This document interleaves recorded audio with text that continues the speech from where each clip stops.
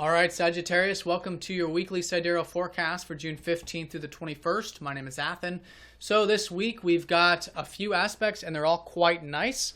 It starts off with a new moon here on Tuesday in this 6th house of yours, which is about health, diet, routine, the day-to-day activities, being of service. Service work is seen from the 6th house, so new beginnings there, and I think there's a lot of motivation here in relation to these 6th house matters because Mars has been there, and this new moon is happening very close to Mars, so it's going to be a very energetic new moon and just energetic lunar cycle for all of us in particular, especially around our goals, our drives, our ambitions. And for you, since Mars rules your 12th and 5th house, relating to the things that you're excited about and passionate about in life, and then also the spiritual or meditative or behind the scenes aspects of life with this conjunction. So that's going to be a lot of new beginnings there. It can be a very spiritual time for a lot of you Sagittarians, or at least a good time for you to rest and relax and to express yourself and to create things like this. But it's all in the area of those 6th house matters. So around Tuesday, reflect on the routine, the health, the diet, and being of service, your service work, also developing your crafts,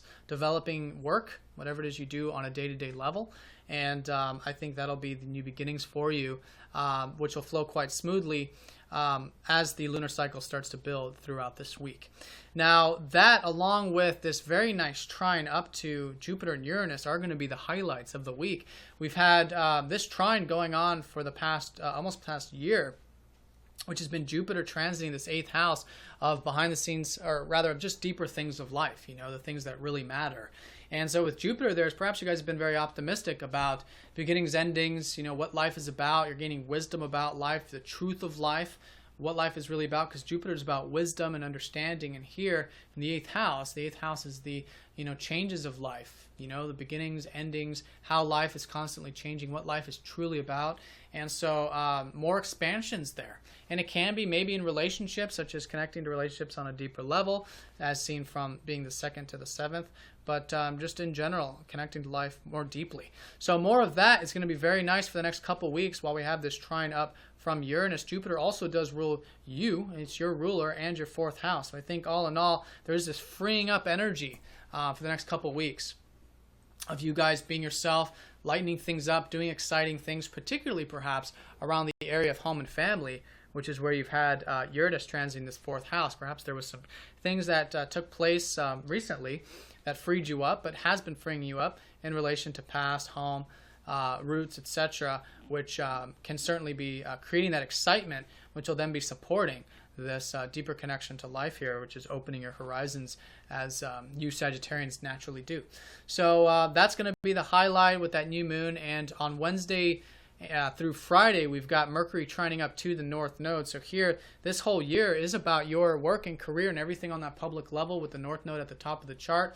So whether you've been feeling this personally or not, it's very important that this year you put energy into work, career, or, you know, public related things, because that's the North Node showing you that there's a life path. There's something about that needs to be integrated with your life path this whole year. So this week with Mercury trining up to that North Node, I think you guys learned quite a bit about the day-to-day stuff, perhaps even relating to the relationship side of things and even career side of things, because Mercury does naturally rule your 7th and 10th house.